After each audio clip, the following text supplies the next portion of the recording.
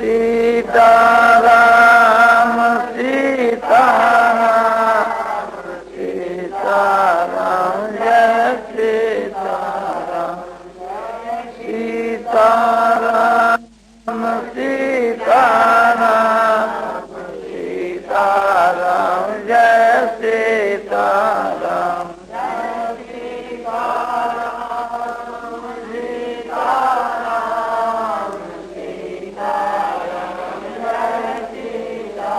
सियावर रामचंद्र की जय।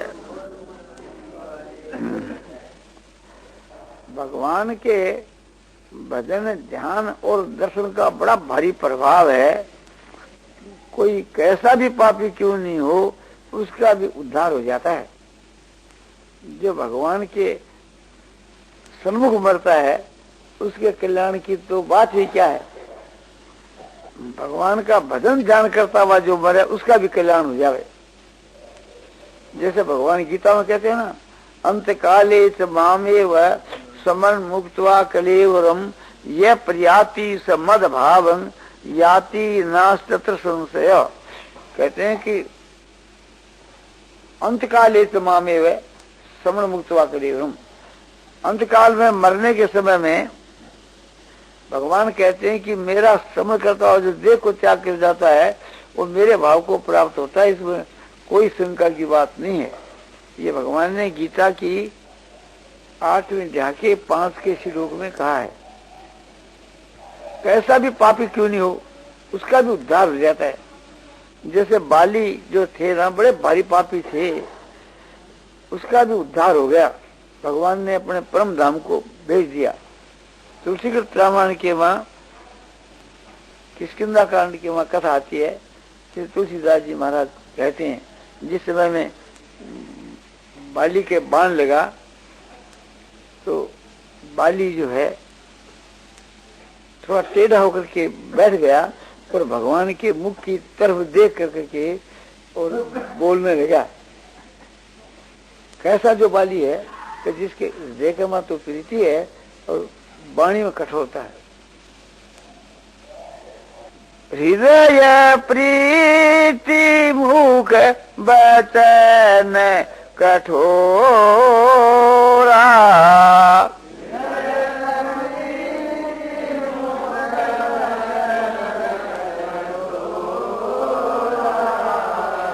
बोले चितई राम की ओरा।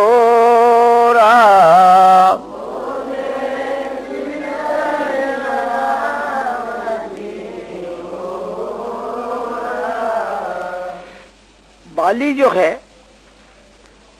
बाण लगने पर जब गिर गया तो फिर बैठा होकर के देखता है कि भगवान राम सो खड़े हैं। कैसा जो बाली है कि जिसके हृदय में तो प्रीति है और जिसके वचन कठोर है, ऐसा बाली भगवान की तरफ देख करके के बोला। माने भगवान राम की ओर देखता हुआ बोला, मैं बैरी सुगरी वे प्यारा,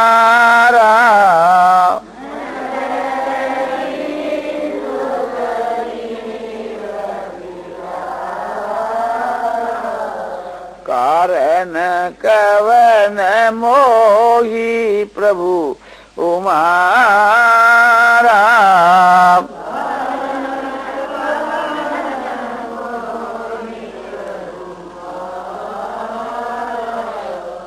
उसके पहले आधी चौपाई और है, इस प्रकार स्थिति है। धर्म हेतु अवतरे गुसाही,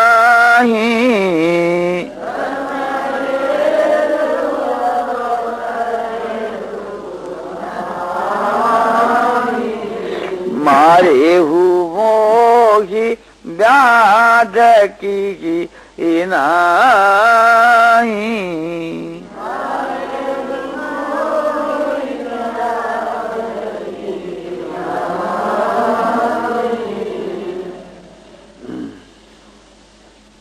हे नाथ, आप धर्म की मर्यादा बांधने के लिए आपने अवतार लिया। संसार में धर्म का प्रचार करने के उद्देश्य से आपने अवतार लिया। आप मर्यादा पुरुषोत्तम हो, किंतु आप मुझको जैसे कोई व्याधा मृग को मार डालता है छिप करके, ऐसे आपने मुझको व्याधे की भांति और छिपकर मार डाला। प्रभु मैं तो आपके बैरी और सुग्रीव आपका प्यारा, मैंने किस हेतु से आपने मारा ये मैं पूछना चाहता हूँ। मैं बैरी सुग्रीव प्यारा और कारण कौन है मोही प्रभु मारा। मैं तो बैरी सुग्रीव आपका प्यारा, प्रभु मैं ये जानना चाहता हूँ कि किस हेतु से थी आपने मुझको मार डाला। इसके उत्तर में भगवान कहते हैं, अनुज बधु भगनी सुत नारी,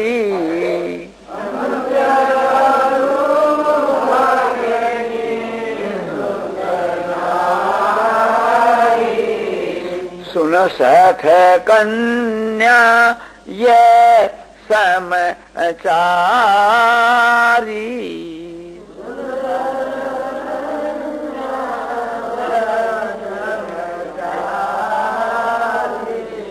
या को कुदृष्टि बिलोकई जोई,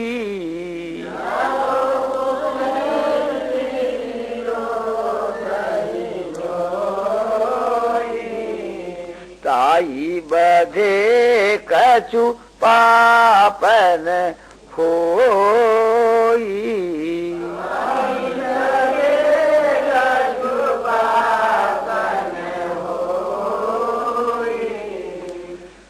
अनुज बधु भगनी सुत नारी, कहते हैं कि अनुज माने छोटे भाई की स्त्री, अनुज बधु माने छोटे भाई की स्त्री, भगिनी माने अपनी सगी बहन, और सुत नारी अपने पुत्र की स्त्री, पुत्र बधु, और चौथी कन्या।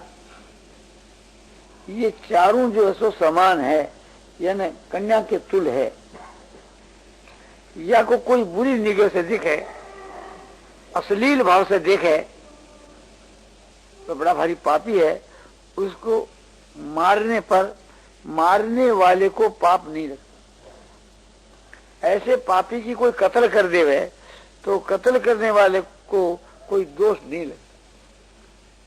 अरे सत तो ही अतिशय अभिमान,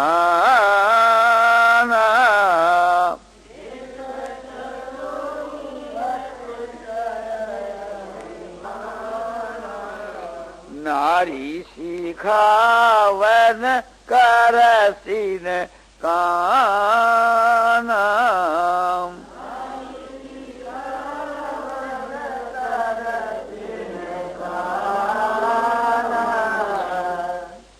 सट माने मूर्ख। अरे मूर्ख, तेरे को अतिशय अभिमान हो गया। तेरी स्त्री ने तुम्हारे को शिक्षा की बात कही कि सुग्रीव के जो साथी है वे बल के बड़े भारी, समझो कि ऐसी बलशाली है, उनको कोई भी नहीं जीत सका है। किंतु तने ध्यान देकर के नहीं सुना, कान लगा करके नहीं सुना, यानी सुनी अनसुनी बात कर दी। तुम्हारे को विचार करना चाहिए था। तेरी असली ने पहले ही तुम्हारे को सब बात कह दी थी हमारे विषय में, फिर क्यों विचार नहीं किया। मुझे बूझे बल आश्रित ते जानी,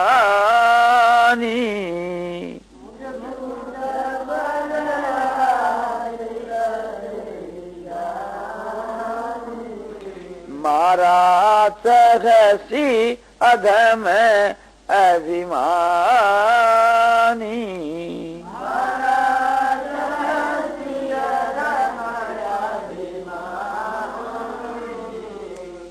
मेरे भुजा के बल के आश्रित सुग्रीव को जान करके और तू उनको मारना चाहता है। अरे अधम माने नीच, अभिमानी। कौन संसार के महासा पुरुष है जो मेरी भुजा के आश्रित को मार सके। जब भगवान ने इस प्रकार की बात कही तब बाली का हृदय खुल गया और बाली को ये ज्ञान हो गया कि ये साक्षात भगवान ही हैं। ये सुनकर के बाली ऐसा बोला, सुनहु राम स्वामी सुबह चलन चातुरी मोर।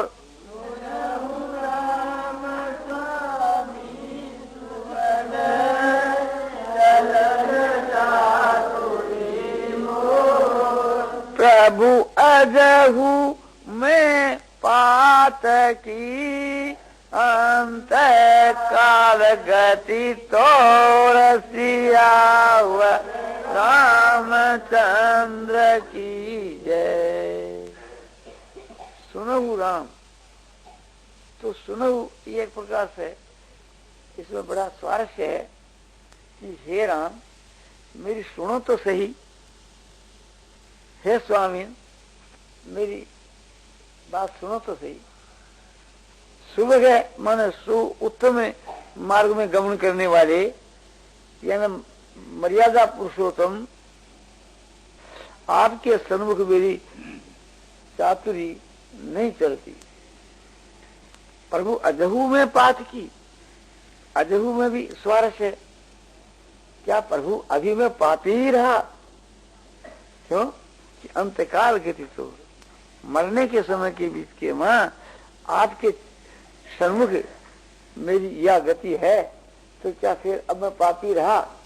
मरने के समय के बीच के मां जब आपके चरणों में आपके सन्मुख पड़ा हूँ पाप ऐसा बाकी है क्या? तो भगवान का भी हृदय खुला। भगवान ने सोचा कि ठीक बात कहता है, पहले तो पापी था, इस बात को तो स्वीकार करता है।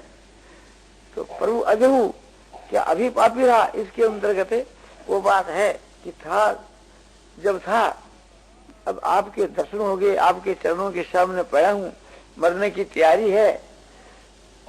तो इस प्रकार की बाली की कोमल वाणी को सुन करके फिर भगवान बोले, सुनत राम अति कोमल वाणी।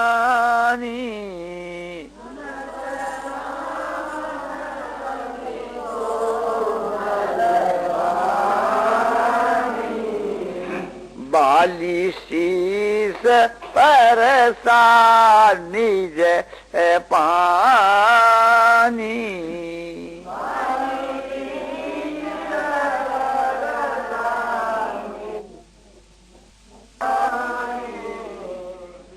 सुनत राम अति कोमल वाणी। सुनत में भी स्वारस्य भरा हुआ है। भाव यह है बाली की कोमल वाणी को सुनने के साथ ही, और कैसी वाणी है? अति कोमल। और पहला कैसी वाणी थी कि कठोर थी। हृदय प्रीति मुख वचन कठोरा। हृदय में तो पहले भी प्रीति थी किंतु वचन तो बड़े कठोर थे। कठोर वचन क्या? जैसे मृग को व्याधा मार डालता है ऐसे आपने मुझको मार डाला। तो व्याधे की उपमा भगवान के साथ में दी गई, इस वास्ते वो वाणी कठोर थी।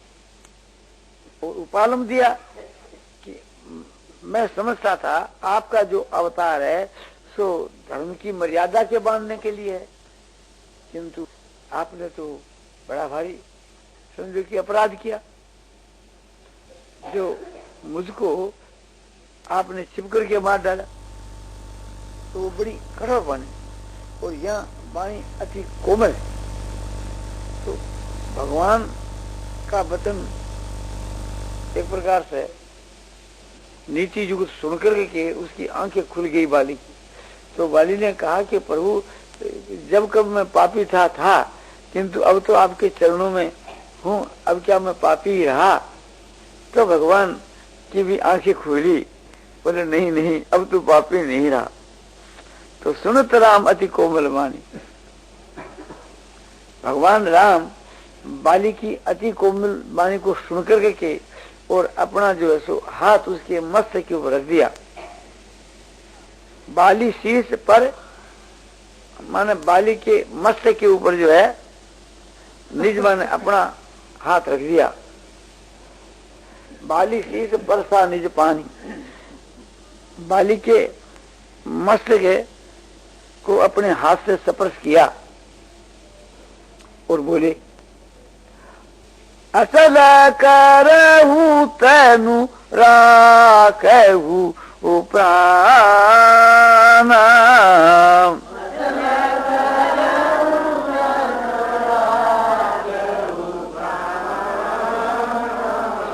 बाली कहा सोन कृपा निदान,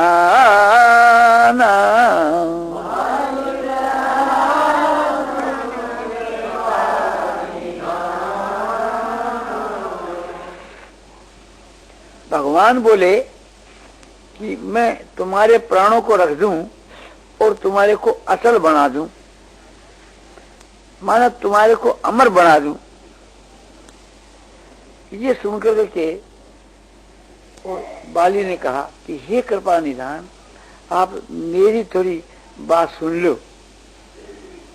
बाली तो कहता है जन्म जन्म मुनि यतन कराई,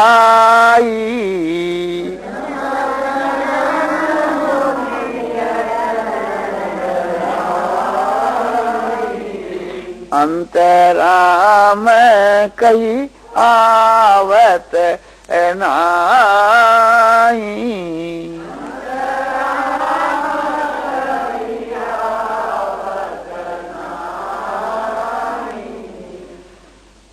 अंतराम कहीं आवत नहीं और अंतराम कहीं आवत नहीं, यूं भी एक प्रकार से पास आता है।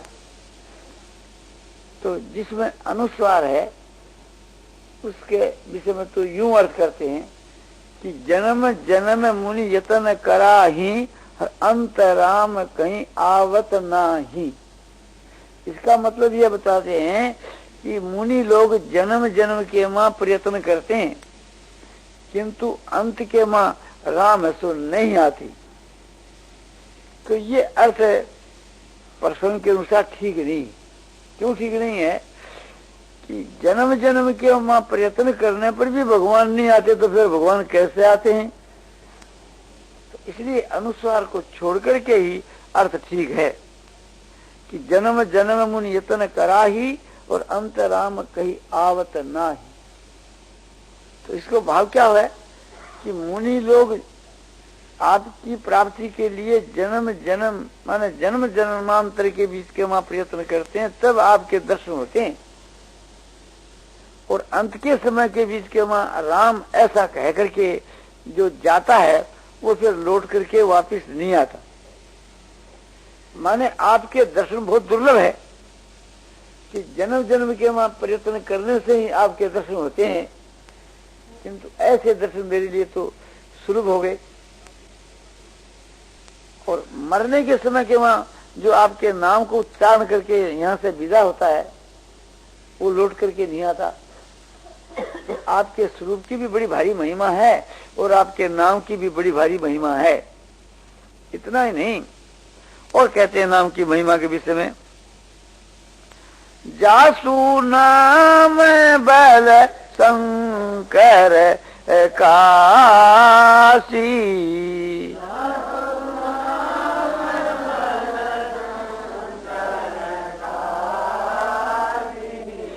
देत सब ही समगति अविनाशी,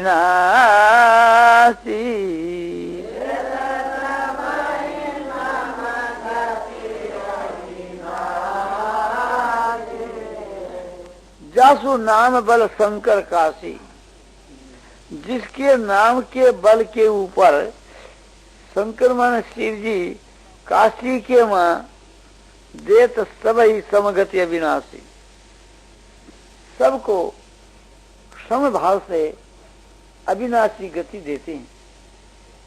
शिव जी ने काशी के मां मुक्ति का सदा व्रत लगा रखा है और सबको समान भाव से मुक्ति देते हैं।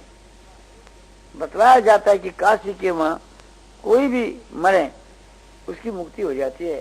कोई कोई तो यूं मानते हैं कि चाहे पशु पक्षी कीट पतंग भी मरे तो वे भी सब मुक्त हो जाते हैं, और मनुष्य के विषय में तो सब कोई मानते ही है काशी मरणात् मुक्ति, काशी के मां मरने से ही मुक्ति हो जाती है। तो शिवजी महाराज जो काशी में मुक्ति देते हैं ना, तो आपके नाम के बल पर देते हैं। मरने के समय में जो है आपका नाम उसको सुनाया जाता है, जिससे आपकी स्मृति होती है और उसका कल्याण हो जाता है। और सब जगह तो यम की यातना और काशी के मां जो है भैरू यातना। बोलो मुक्ति हो जाती है कि यातना होती है? बोलो दोनों ही बात होती। बोले ये समझ में नहीं आता। तो इस विषय में एक कहानी है। एक समय की बात है कि एक बड़े पंडित आचार्य कोटि जी स्नान करने के वास्ते गंगा जी पर जा रहे थे, और एक वेश्या जो खानगी उस गंगा में स्नान कर करके के और शहर की तरफ जा रही। तो रास्ते में भेंट हो गई। तो वह वेश्या जो है भीगे वस्त्रों के सहित जा रही थी और अपने साड़ी हाथ में लेकर के हलाती जाती थी, जिसे जो पंडित जी महाराज जो है आचार्य कोटि के पंडित जी, उनके छींटे लग गए। तो पंडित जी को थोड़ा क्रोध आ गया और बोले, अरे रंडी तू देखती नहीं है इस प्रकार से जल उछालती जा रही, हमारे देख बदन के छांटे लग गई। तो उसने कटाक्ष करके पंडित जी से कहा, अरे पंडित ये काशी है काशी, यहाँ तेरी और मेरी एक ही गति होती, जो तेरी गति वही मेरी गति। पंडित है, तेरे पुस्तकें पढ़ी है ना, देखा होगा इस काशी के वहां सबकी एक समान गति। पंडित जी ने सोचा बात तो ठीक है। पंडित जी के मन के बीच के वहां क्रोध तो था ही, और वो क्रोध एक प्रकार से काशी के ऊपर किया। बोले ऐसी काशी है तो ऐसी काशी में हमारा रहना सो व्यर्थ। घर के ऊपर आकर के और समझो अपने घर में जो साथ लेने के लायक जो सामान है उसकी गंठी उंठी बांध कर और काशी को छोड़ करके पंडित जी है सो जाने लगे। ये देख करके काशी की अधिष्ठात्री जो देवता है वो खुद एक प्रकार से मूर्तिमान होकर के असली का रूप धारण करके और पंडित जी के सन्मुख आ रहे। पंडित जी से पूछा, पंडित जी कहाँ जा रहे हो? बोले इस काशी को छोड़ के कहीं बाहर में जा रहे। क्यों? कि जिस काशी के बीच के वहां बेसा की और पंडित की एक ही गति हो है, जिस काशी के वहां विद्वानों की पापियों की एक ही गति है, ऐसी काशी में हम रहना पसंद नहीं करते, जहाँ न्याय नहीं।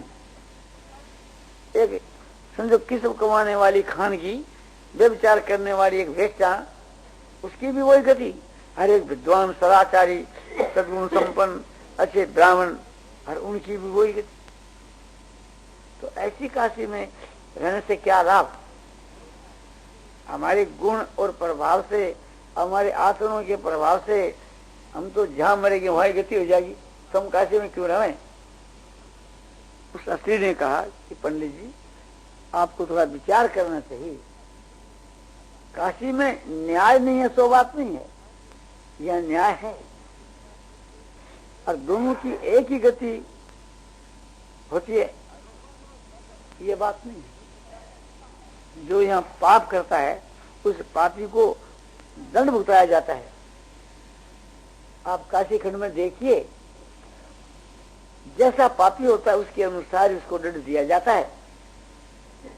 जिसकी अवधि 30,000 वर्ष तक की है तो यहाँ उसको भैरू यातना होती है।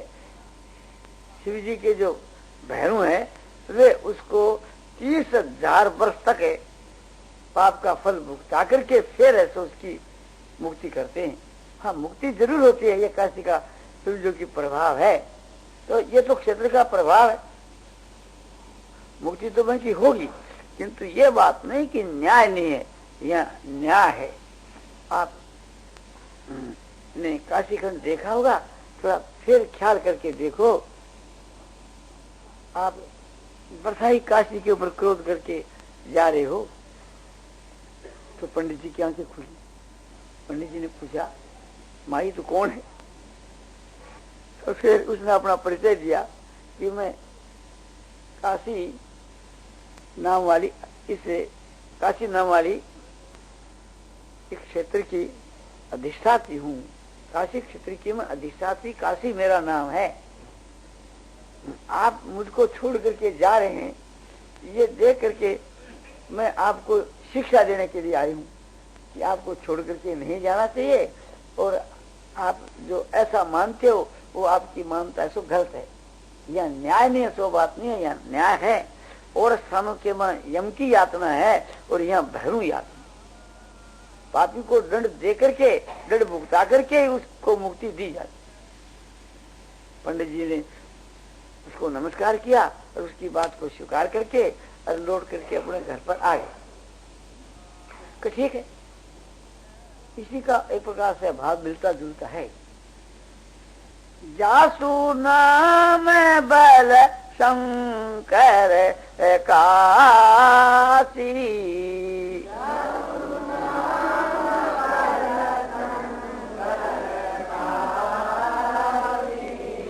देत सब ही समगति अविनाशी।